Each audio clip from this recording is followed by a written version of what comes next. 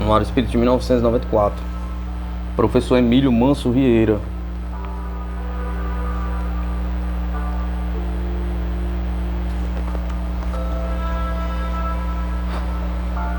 Professor Emílio Manso Vieira, que na década de 1940 e 1970 foi um dos mais destacados e fecundos militantes espíritas do estado de São Paulo.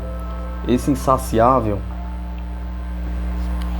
ceareiro desempenhou intensas atividades em numerosas instituições espíritas, dentre elas a Federação Espírita do Estado de São Paulo e a União das Sociedades Espíritas do Estado de São Paulo, a União Federativa Espírita Paulista, o Clube dos Jornalistas Espíritas de São Paulo e o Instituto Espírita de Educação. Foi um dos mais assíduos frequentadores das tribunas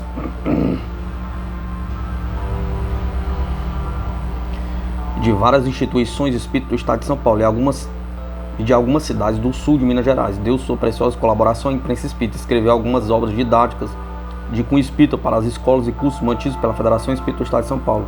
Emílio Manso Vieira projetou o seu nome como um autêntico servidor do Cristo, na ingente tarefa de contribuir para a cristianização da humanidade através da divulgação dos postulados básicos do Espiritismo.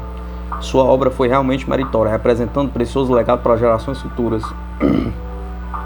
Um jornal diário editado em Poços de Caldas, estado de Minas Gerais, publicou em sua edição de 3 de outubro de 1978 a seguinte notícia: faleceu o professor Emílio Manso Vieira, presidente da Associação Sul-Mineira de Imprensa, entidade que congrega os profissionais de imprensa de Poços de Caldas e de todo o sul do estado. Seu passamento repentino, em consequência de uma comoção cerebral, a todos pegou de surpresa. Emílio Manso Vieira era pessoa muito benquista na cidade, onde gozava de vasto currículo de amizade, dando a sua maneira cortês e educada, com que a todos sabia tratar. Ele tinha 63 anos e havia vindo da cidade de Alfenas, em Poços de Caldas. Passou a pertencer ao Lions Clube Urânio. Colaborou em diversos órgãos de imprensa, como a Gazeta do Sul de Minas, onde foi redator em 1976, e com o Diário de Poços de Caldas e o Jornal da Mantiqueira, com as quais, sempre que podia, enviava os seus artigos e crônicas. Foi presidente da ASI, tendo ótima votação, cargo que ocupou até a sua morte.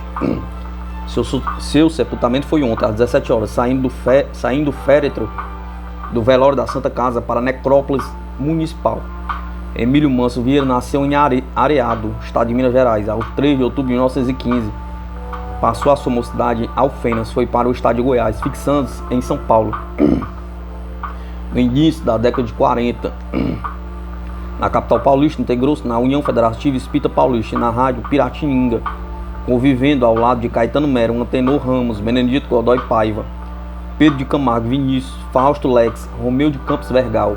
Posteriormente passou a dar sua colaboração à Federação Espírita do Estado de São Paulo, onde foi orador oficial, integrando o seu conselho deliberativo, juntamente com Ari Lex, Fausto Lex, Eurípides de Castro, Apolo, Oliva, Filho e Homero Pinto, Valada. Na qualidade de segundo secretário, integrou a comissão executiva incumbida da realização do primeiro Congresso Espírita do Estado de São Paulo, realizada a primeira a 5 de junho de 1947, do qual resultou a fundação da USE, cujo nome foi posteriormente mudado para a União das Sociedades Espíritas do Estado de São Paulo, da qual ele também integrou a sua primeira diretoria executiva. Foi representante junto à FESP e exerceu o cargo de diretor do Departamento de Educação, assumindo por vários anos a direção do Instituto Espírita de Educação.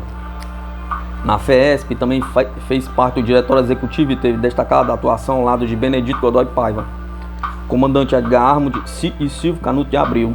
Emílio Manso Vieira colaborou na feitura dos livros didáticos espírita para as escolas que foram fundadas em 1951 na FESP.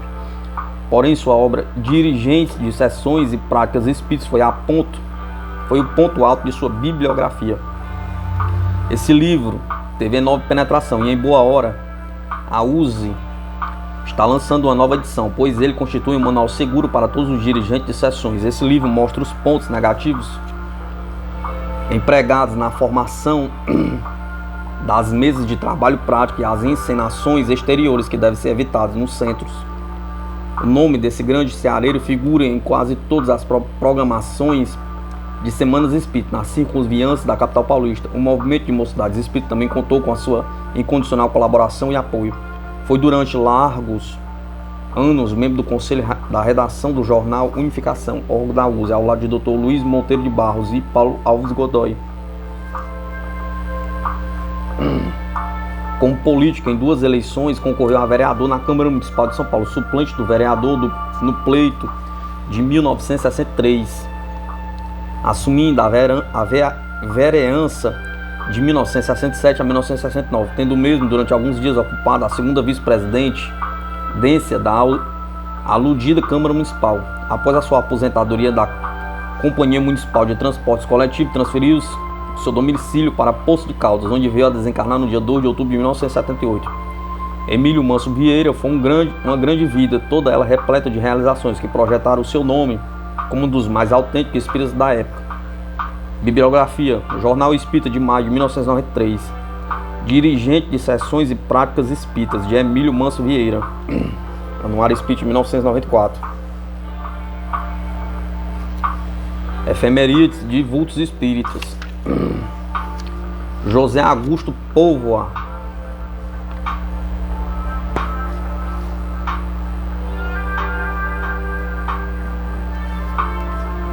Nascimento 9/1 de 1894, Campos, Rio de Janeiro. Desencarnação 15/5 de 1948, Campos, Rio de Janeiro. Terminou o curso primário e empregou-se como funcionário da Companhia Força e Luz de Campos. Anos depois, montou uma pequena indústria de torração de café e uma fábrica de gelo. Casou-se com dona Arcelina Santos, da ilustre família campista. Transferiu-se para a capital do Rio de Janeiro, onde se estabeleceu com um escritório de representações no comércio de gêneros alimentícios por atacado, em cuja profissão se manteve até o final de seus dias na Terra. Aderiu ao Espiritismo em 1925, em virtude de pertinaz enfermidade. Aconselhado por um amigo, procurou o Centro Espírita Jesus Maria e José, no Engenho de Dentro. Seu mal era uma obsessão. Foi curado e logo passou às atividades mediúnicas na mesma casa. Exerceu o cargo de diretoria e, muito estudioso, prestou relevantes serviços em diversas áreas.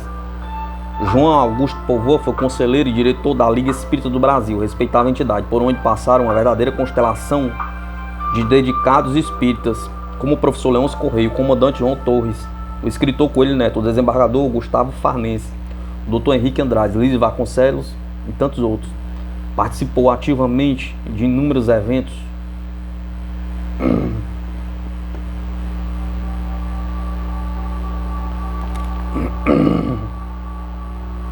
patrocinados pela Liga, como congressos, semanas espíritas, simpósios, etc. Percorreu diversas cidades do interior em trabalho de divulgação, quando inúmeras instituições aderiram à entidade federativa. Nessa época foi criada a assistência aos necessitados por Aurino Barbosa Souto e dona Itália Martins. A Liga fazia distribuições de Natal com filas quilométricas de necessitados.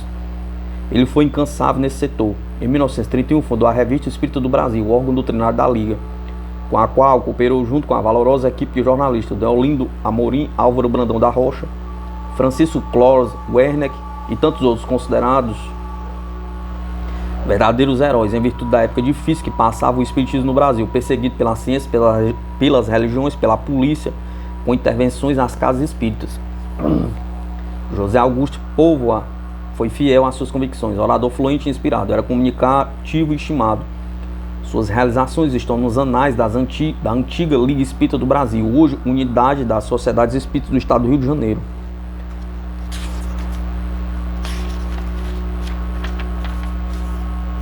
Dr. Luiz Parrigote de Souza, nascimento 21/1 de 1894.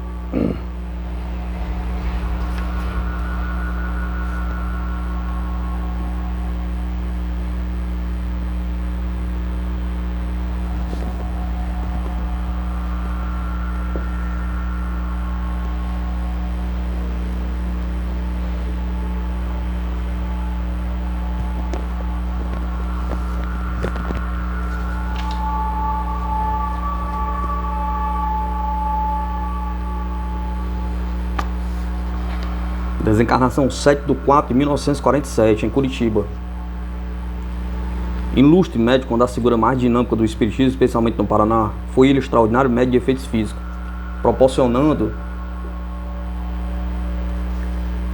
grandes pesquisas, sendo o iniciador dessa categoria de fenômenos de São Paulo e Curitiba. em São Paulo e Curitiba. Diplomou-se pela Faculdade de Medicina do Paraná em 1924. Casou-se com Dona Alice Parrigotti de Souza. Tiveram 3 filhos e vários netos. Luiz Parrigotti de Souza assistiu a uma sessão espírita pela primeira vez em 1916, na Federação Espírita do Paraná. Impressionado com tudo que vira, passou a estudar a literatura espírita e continuou na Federação. Em 1917, foi residir em Moretes, organizando um grupo de estudos em sua própria residência, quando desabrochou a sua mediunidade em várias facetas: intuição, psicografia, psicofonia e evidência. São incontáveis os casos de cura que ele realizou. Na Federação,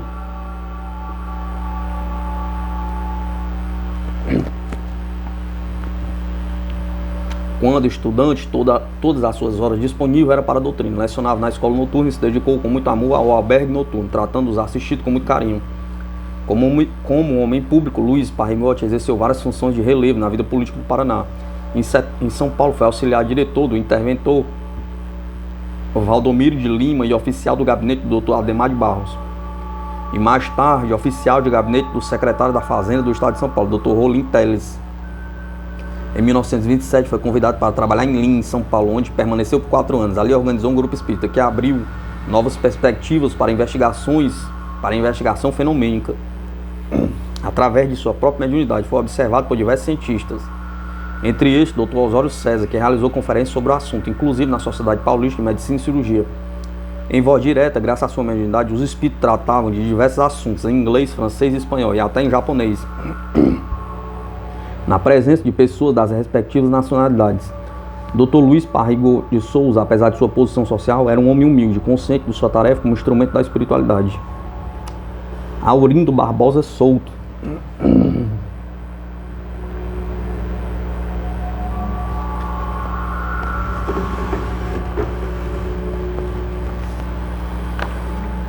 Nascimento 23 de 2 de 1894, Palmares, Pernambuco. Desencarnação 5 de 5 de 1974, Rio de Janeiro. Foi um dos mais abnegados propagandistas do espiritismo nos decênios 1920 e 1960. Presidiu a Liga Espírita do Brasil por mais de meio século e também foi um dos signatários do Pacto Áureo. Participou ativamente de diversos congressos e outros eventos. Fundou algumas casas espíritas e presidiu muitas outras. Colaborou ativamente em diversos jornais. Concluiu apenas o curso primário. Aos 13 anos de idade, trabalhou então no comércio e depois na indústria, como sócio da fábrica de linho Juta. Em 1914, casou-se com a jovem professora Anísia Tucumã Souto. Tiveram 8 filhos. Em 1923, transferiu-se para o Rio de Janeiro e se estabeleceu no comércio de secos e molhados. Em 1927, montou escritório de representação. Em 1933, ingressou no Serviço Público Federal como almoxerife do Núcleo Colonial São Bento. O pai de Aurino era espírita, praticante. Desde pequenino, ele começou a ler obras espíritas. No Rio de Janeiro, frequentava o Centro Espírita Fé e Caridade, presidido por João Pinto de Souza, que era médico de efeitos físicos. Como presidente da Liga Espírita do Brasil, abriu suas portas a diversas instituições e promovia constantes eventos, como o primeiro Congresso de Jornalistas e Escritores Espíritas, o segundo Congresso Espírita Pan-Americano, o primeiro Congresso de Mocidades Espíritas do Brasil, a primeira Festa Nacional do Livro Espírita. Na própria Liga, abrigou diversas instituições espíritas: Casa da Mãe Pobre, Cooperadores do Bem, Amélia Boudet, União dos Discípulos de Jesus, Sociedade de Medicina e Espiritismo do Rio de Janeiro e outras. O nome de Aurindo Barbosa Souto figura entre os grandes pioneiros do Espiritismo. Pelo mundo que fez até os últimos instantes de sua existência terrena, prestamos justa homenagem à passagem de seu primeiro centenário de nascimento. Oscar Nilson.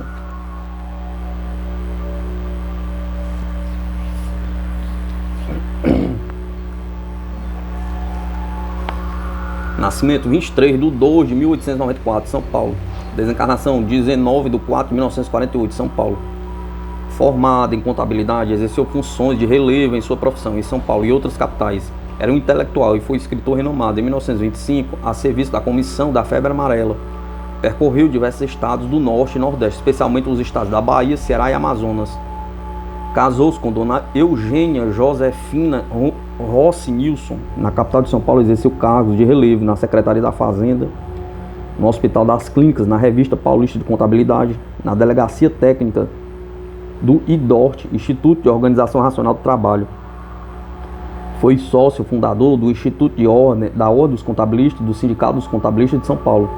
Oscar Nilson se destacou no movimento espírita, inclusive como orador fluente, um dos mais requisitados no Descende de 1940. Foi grande a sua contribuição à imprensa espírita, escrevendo para diversos órgãos, especialmente para o Revelador. Um espírito a caminho da evolução, sujeito às vicissitudes da terra, sofreu provações seríssimas, com muita humildade e paciência. Um dos seus filhos, em plena juventude, foi brutalmente assassinado em São Paulo. Essa ocorrência deixou-o traumatizado, abalando profundamente seu coração. O espiritismo que lhe dera todo o conhecimento da lei de ação e reação, na certeza de que Deus não desampara nenhum de seus filhos, ajudou-o a suportar tudo com resignação. Era profundo conhecedor do espiritismo e do evangelho, e esperando com muita alegria para uma simples palestra ou para uma grande solenidade. No terreno assistencial, compreendeu diversas realizações. Foi o refúgio para muitos desamparados. Sua passagem pela terra foi a de uma alma preparada para as grandes tarefas em favor de um mundo melhor. A sua confiança em Jesus era ilimitada. Sua humildade e submissão aos desígnios do alto era uma constante de sua personalidade, um exemplo de perseverança. Comandante Edgar Armo.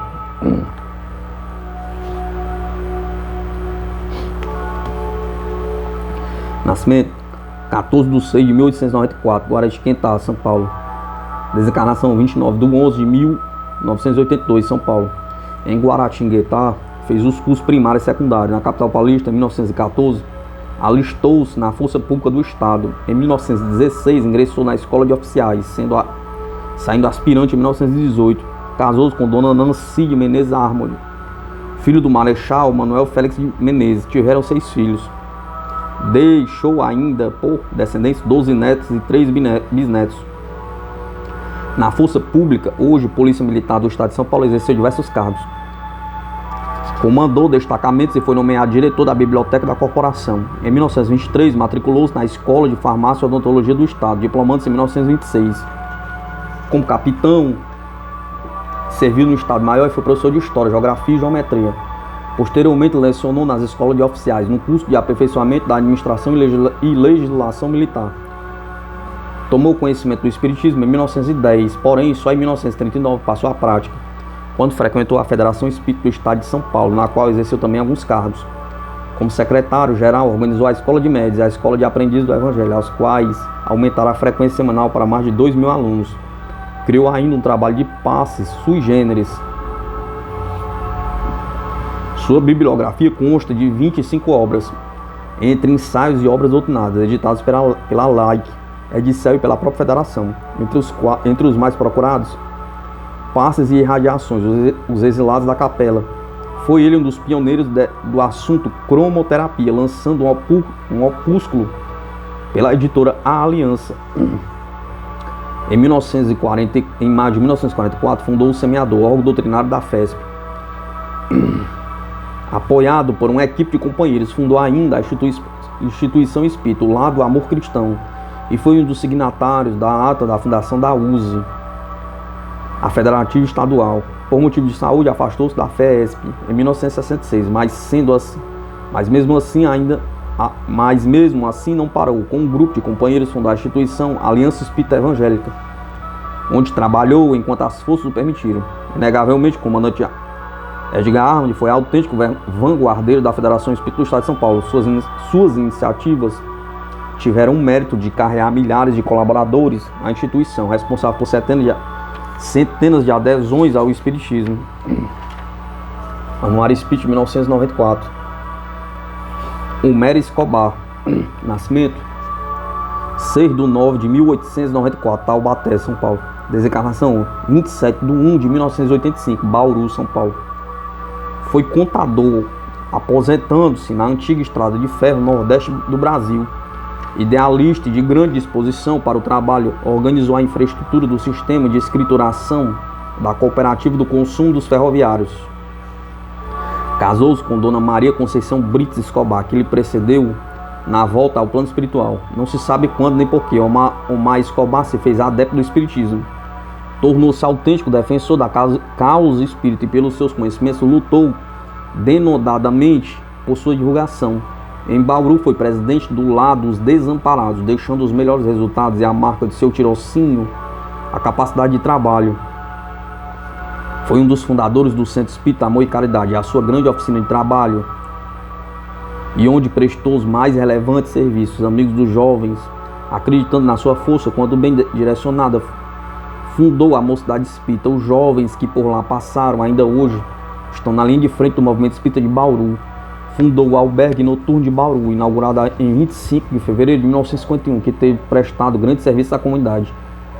Dedicado à assistência aos necessitados, criou no Centro Espírita Amor e Caridade o Departamento de Assistência aos Menos Favorecidos, ajudando ainda as famílias carentes da cidade. Em virtude de problemas de saúde e a falta de recursos para a compra de remédios, idealizou a farmácia homeopática e, posteriormente, um ambulatório homeopático, socorrendo a pobreza de Bauru com remédios gratuitos. Homero Escobar, como estudioso, conhecia a obra de Allan Kardec em profundidade e apregoava que o estudo do Espiritismo era o mais importante, a base para a transformação moral e o caminho mais curto para a evolução individual. Lutou até o fim de sua vida, convicto de que o Espiritismo é Jesus conosco, conforme sua promessa de que não nos deixaria órfãos. O seu trabalho produziu muitos frutos. Foi também laborioso participante da diretoria executiva da União Municipal Espírita de Bauru. Cândido Pérez Pereira Lemos.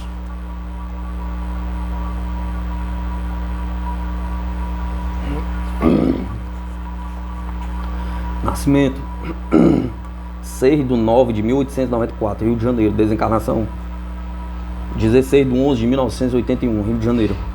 Era funcionário aposentado do Moinho Inglês, onde trabalhou por mais de 40 anos. Humilde e perseverante, foi muito querido nos meios em que conviveu, deixando em morredora saudade.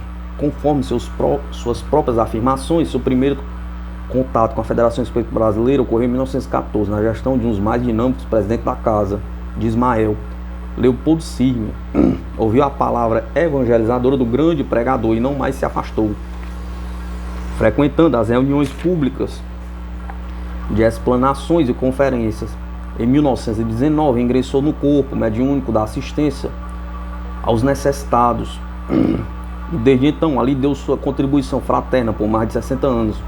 O seu trabalho silencioso era relacionado apenas com o Departamento de Assistência Social da FEB, atendendo o grande número de necessitados através de sua mediunidade curadora com receitas de remédios homeopáticos. Além de membro da Comissão da Assistência Social da Federação por alguns anos, integrou-se nos trabalhos do Centro Espírita Vicente de Paulo, no bairro do Caju, da qual foi fundador e um dos diretores. Ali deixou marcas de bons serviços prestados em todos os setores. Colaborou ainda com o Centro Espírita Amaral Ornelis, no Engenho de Dentro, e com o Solar Bezerra de Menezes, no campo de São Cristóvão, instituição filantrópica que abriga mais de 60 meninas órfãs. No final do decênio de 1970, já o quebrado e doente, não podia mais locomover-se, mas em sua residência continuava atendendo aos inúmeros pedidos de receita que lhe eram encaminhados através do receituário da FEB. Serviu a tarefa a que se propôs, até os últimos instantes de sua vida terrena, como dedicado discípulo de Jesus que sempre foi. É evidente que o seu labor não terminou com o decesso físico, porque naturalmente, depois de sua adaptação no plano espiritual, já se encontra em novas tarefas. A vida de Cândido Pereira Lemos foi rica de experiência. Ele soube aproveitar a oportunidade para viver um mandamento maior: amar a Deus sobre todas as coisas, de todo o coração, e ao próximo como a si mesmo. João dos Santos Montinho.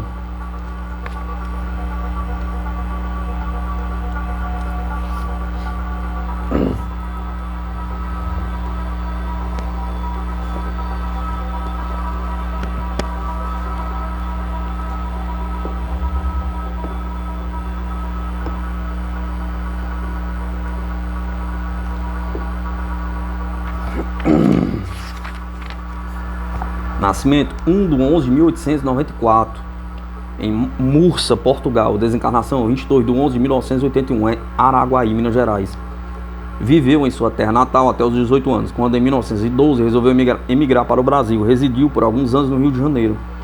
Em 1925, tornou-se funcionário da Estrada de Ferro Goiás, com sede em Araguari, no Triângulo Mineiro, onde viveu por mais de 55 anos. Em 1917, casou-se com Dona Emília Marques Montinho e foram par de 9 filhos. João de Jesus Montinho, diretor da FEB em Brasília, ainda Undine, Ismael, Rosa, Beatriz, Mozart, Odete, Eunice e Silvano, todos casados, constituíram família, ficando por descendentes 36 netos e 22 bisnetos. João dos Santos Montinho liderou o movimento espírita em Araguari. Toda a sua família era espírita praticante. Ele realizou meritória tarefa mediúnica e doutrinária, inspirado pelos espíritos Vicente de Paulo e Euridice Barçanufo, sob a orientação espiritual de ambos. Iniciou o período fecundo de estudo das obras de Allan Kardec. Em companhia de abnegados companheiros, fundou o Centro Espírita Caridade, onde militou durante 50 anos. Fundou também os Centros Espírita Jardim de Luz e Caminho de Luz, criando, inclusive, o Educandário Espírita de Araguari. Cabe dizer que entre as casas espíritas fundadas por ele, haveria perfeita sintonia e fraternidade, como se fosse uma unidade com várias seções. Os trabalhadores de cada centro se visitavam, irmanados no mesmo ideal. Mesmo antes do Pacto Áureo, em 1949, ele já punha em prática suas recomendações, e até hoje se vive ali a mesma orientação fraterna. Respeitado por toda a comunidade araguari e adjacência, espíritos ou não, ele gozava da melhor consideração. Sua mediunidade, exercida com muito amor, se manifestava em várias facetas: vidência, psicofonia, auditiva e cura. Foi porta-voz de muitos companheiros de espiritualidade, com provas irrefutáveis, revelando fatos só do conhecimento de familiares. Houve também inúmeros casos de cura que lhe aumentaram mais ainda a projeção.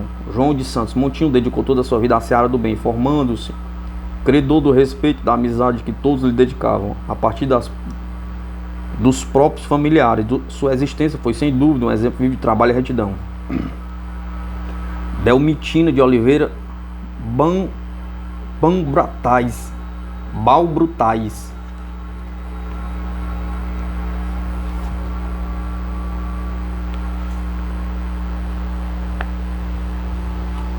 Baumbrates, o nome dela. Nascimento 14/11/1894, em Lima Duarte, Minas Gerais. Desencarnação 30/1/1953, em Belo Horizonte. Pertencente à numerosa família foram seus pais Jerônimo Rodrigues de Oliveira e Dona Maria Honora de Paulo. Casou-se em 1924 com Leonardo Balbrates, amigo da família que participava das reuniões espíritas em seu lar. Leonardo havia pedido à esposa há mais de um ano e se namorou da jovem. Foi correspondido, a simpatia espiritual os ligava de pretéritas existências. Dotada de inteligência e bondade, Delmitina muito colaborou com sua mãe na educação dos irmãos menores. De apreciável cultura, passou a escrever para a imprensa espírita artigos doutrinários de muita aceitação.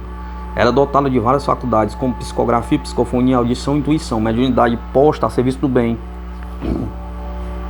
Junto com o esposo, ainda com filhos pequeninos, inclusive os filhos dele, no primeiro casamento, participava ativamente do Centro Espírita Nina Ramos, em Lima Duarte, prestando inestimáveis serviços à comunidade, inclusive assistencial, na confecção e distribuição de enxovais para crianças recém-nascidas. Transferiu-se para Belo Horizonte em 1936 e passaram a frequentar a União Espírita Mineira. Foi uma época muito proveitosa para os filhos, que foram encaminhados à evangelização, dirigida por Rubens Costa Romanelli, no estudo de O Evangelho segundo o Espiritismo, cada capítulo beneficência. Nasceu a ideia de fundar uma casa assistencial para crianças desvalidas. Pouco depois, fundava o Abrigo Jesus, modelar a instituição que funcionava há mais de 50 anos. Delmitina trabalhou muito pelo abrigo, participando das Samaritanas, um grupo de apoio, e mais tarde das Obreiras do Bem, até 1955, quando sofreu sério problema de saúde. Durante toda a existência terrena, vivenciou um sentimento e ação no ideal do espiritismo, tanto na comunidade quanto no lar, levando a todos à luz do entendimento do espírita cristão. Sua vida foi sempre vinculada ao bem. Dr. Túlio de Saboia Chaves.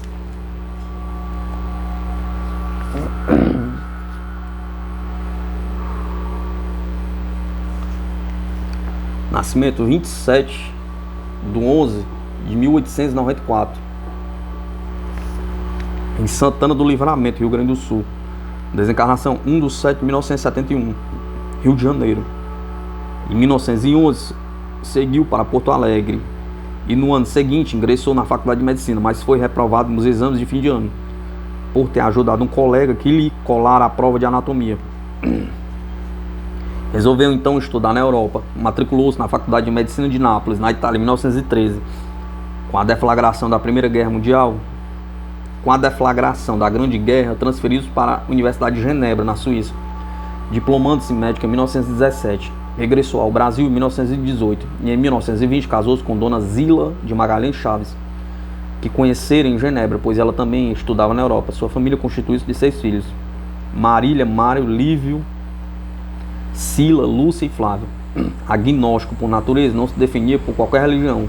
Depois que ingressou na universidade, por influência do meio, como acontece com quase todos os universitários, principalmente aqueles que não possuem uma base religiosa, optou pelo materialismo. Sua esposa era espírita praticante, ele respeitava sua crença, até que um dia assistiu a uma reunião de copo. Houve uma mensagem a ele dirigida, muito significativa, impressionando. Começou a ler as obras de Kardec, Gabriel Delan, Camille Flammarion, Leon Denis e outros. Transferido para o Rio de Janeiro, foi convidado por José Alberto Menezes e Deolindo Amorim a participar do corpo de professores do Instituto de Cultura Espírita do Brasil. No afã de preparar suas aulas no estudo e pesquisa das obras básicas, convenceu-se integralmente da realidade do Espiritismo. De sua bibliografia constam 3 livros: Como se deve curar, publicado em Paris, Viva Certo e Viva Certo. Deixou alguns livros inéditos para a futura publicação. Dr. Túlio de Saboia Chaves foi professor da Escola de Medicina e Cirurgia do Rio de Janeiro, presidente da Associação Brasileira de Filosofia, membro da Sociedade Brasileira de Geografia Brasileira e do PEN Clube. Pertenceu à Academia Guanabarina de Letras, ocupando a cadeira de Coelho Neto. Falava fluentemente diversos idiomas. Médico homeopata de renome no Rio de Janeiro, caridoso e bom, deixou marcas imperecíveis na medicina e também como chefe de família e como espírita. Anuário Espírita, 1994. Einer Nielsen. Nascimento 8/12/1894, Copenhagen, Dinamarca. Desencarnação 26/2/1965, Copenhagen, Dinamarca. Contava 3 anos de idade quando sua genitora, Dona Nicolina Nielsen, desencarnou. Pouco depois, visitando o cemitério, ele a viu sentada no túmulo. Quando cursava o primário, com 10 anos de idade, avesso à matemática, foi chamado ao quadro para resolver um problema difícil. Atônito, escuta uma voz mandando pegar o giz e escrever. Para o seu espanto e do seu professor, que conhecia sua fraqueza na matéria, resolveu o problema em segundos. Confessou que sua mão fora guiada resolvendo o problema. Em setembro de 1911, ocorreu com ele o primeiro fenômeno de materialização. A partir daí, sua mediunidade desabrochou de forma ostensiva, tornando-o famoso em toda a Dinamarca e em outros países, chamando a atenção de cientistas. Submeteram-no aos mais rigorosos controles, inclusive com aparelhos, e obtiveram provas irrefutáveis de sua mediunidade. Testaram Einer Nielsen, verdadeiramente celebridades de vários países, entre os quais o engenheiro alemão Fritz Grünewald e o professor Winter. Em 1921, uma comissão de investigadores, encabeçada pelo Dr.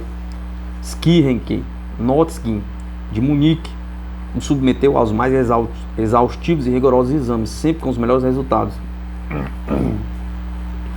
Foto do espírito da rainha belga Astrid materializado, obtida pelo pesquisador sueco reverendo Martin Ligebland, da Igreja Luterana, graças à mediunidade de Nielsen.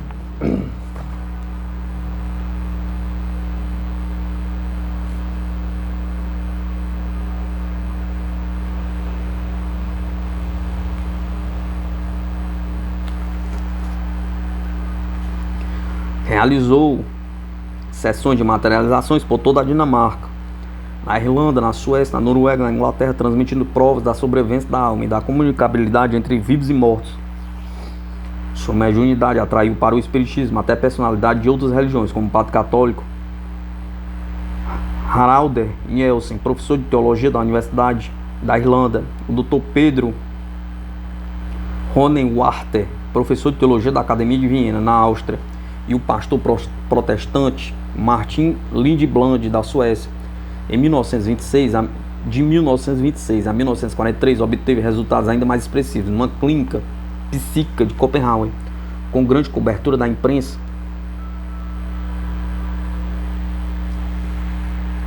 de vários países. O parapsicólogo alemão Dr. Hans Gerloff, após suas experiências com Niels, lançou em 1955 um livro titulado Die Phantom von Copenhagen, com o resultado de suas investigações. No livro, Niels é considerado um dos maiores médicos de efeitos físicos da época. Em 1960, foi convidado de honra do Congresso Internacional do Espiritismo, recebendo homenagem de congressistas de todos os continentes. Seu trabalho sério de mais de 50 anos, imortalizado em 8 livros, traduzidos para vários idiomas, é um atestado de que N.R. Niels realizou um trabalho missionário pelo mundo melhor. Sir William Fletcher Barrett,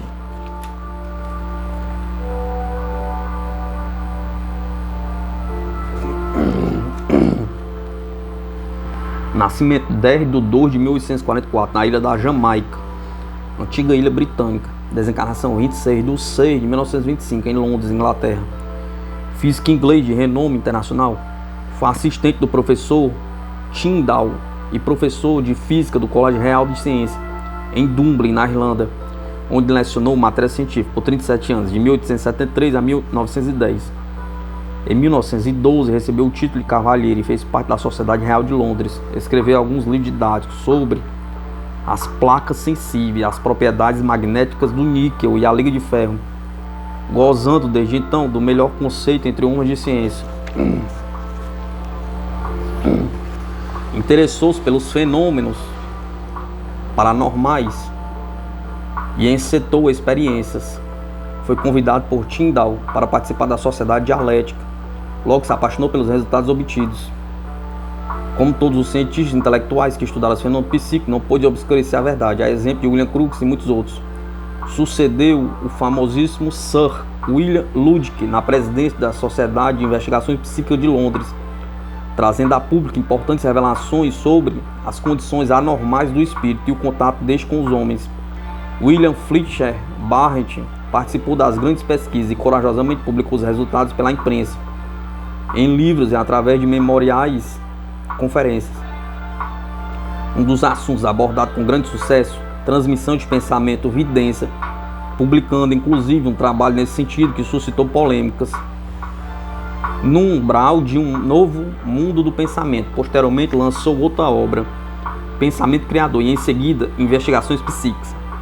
Em 1918 refundiu seu primeiro livro, dando um novo título, No Umbral do Invisível, trazendo a lume meio século de pesquisas, focalizando a sobrevivência da alma e a sua comunicação com os vivos.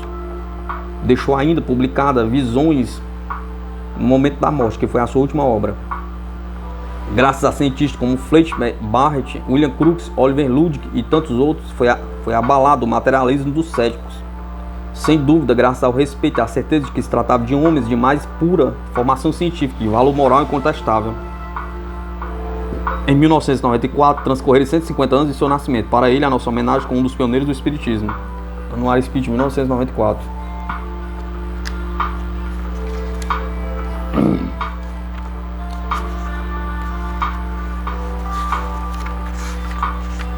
Miguel Grisolha.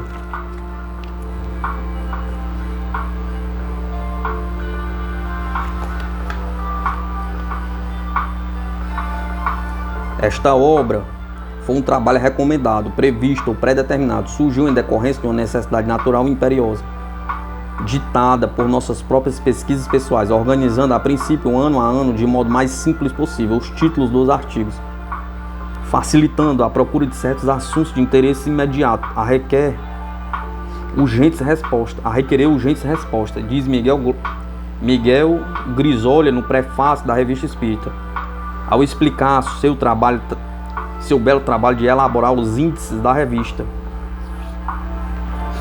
Não adianta informar haver encontrado na própria revista um aviso de Allan Kardec sobre o assunto, e acrescenta: fomos progredindo na elaboração das listas índices cronologicamente a partir de janeiro de 1858 e, para nossa surpresa, ao atingirmos o último artigo de dezembro de 1868, após alguns anos de trabalho nos volumes anteriores, trabalho esse desenvolvido nas poucas horas de intervalo das obrigações familiares, profissionais e doutrinários, deparamos com um aviso pela qual Kardec informa aos leitores da Revista Espírita que pretendia solucionar as mesmas dificuldades que por nós sentidas, através da publicação de um índice remissivo. São estas as palavras de Allan Kardec na tradução pioneira de Júlio Abreu Filho. Propunhamos publicar com o último número deste ano um índice geral alfabético de todos os assuntos tratados, quer na revista, quer em outras obras, de maneira a facilitar as buscas, mas esse trabalho é muito mais considerável do que suponhamos. Para ser composto, não pode ser terminado em tempo hábil. Publicá-lo-emos em um dos nossos próximos números, 4 meses antes de seu desencarne. Miguel Grisoli nasceu na cidade de São Paulo no dia 12 de maio de 1923. Foram seus pais Gabriel Grisoli e Dona Antonieta Maffei Grisoli, ambos brasileiros. Realizou o curso primário no grupo escolar Amadeu Amaral, iniciado em 1933. Concluiu o primeiro grau do ginásio paulistano em 1941 e ingressou na União Cultural Brasil-Estados Unidos em 1946 para o curso de inglês. Em 1940 resolveu estudar rádio e matriculou-se na Escola Técnica Getúlio Vargas, onde se diplomou.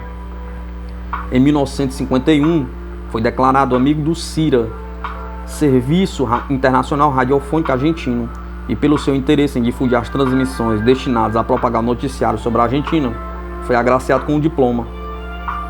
Casou-se em 1944 com Dona Alice Grisoli, tivera 2 filhos. Ivone Grisoli Minoso, casada com seu José Luiz Minoso, pai de Luciano e Douglas Grisoli. Casado com a senhora Célia Fevereiro Grisoli, pai de Natália. Miguel Grisoli gostava imenso de literatura em geral. Em sua biblioteca deixou livros dos mais variados autores nacionais e estrangeiros, como José de Alencar, Machado de Assis, Júlio Verne, Lewis Wallace, Ernest Sienkiewicz e tantos outros. Não conviveu com o pai, pois contava 5 meses de idade quando seus pais se separaram. Criado com a mãe, que professava o protestantismo, não adotou a religião materna, interessando-se pelo esoterismo e pelo ocultismo. Acreditava em Deus, na sobrevivência da alma. Pai de família amoroso, acompanhava religiosamente o desenvolvimento de seus filhos. Era carinhoso e terno com a esposa, interessado no bem-estar da família. Era um homem de bem, cuja personalidade deixou marcas imperecíveis onde conviveu.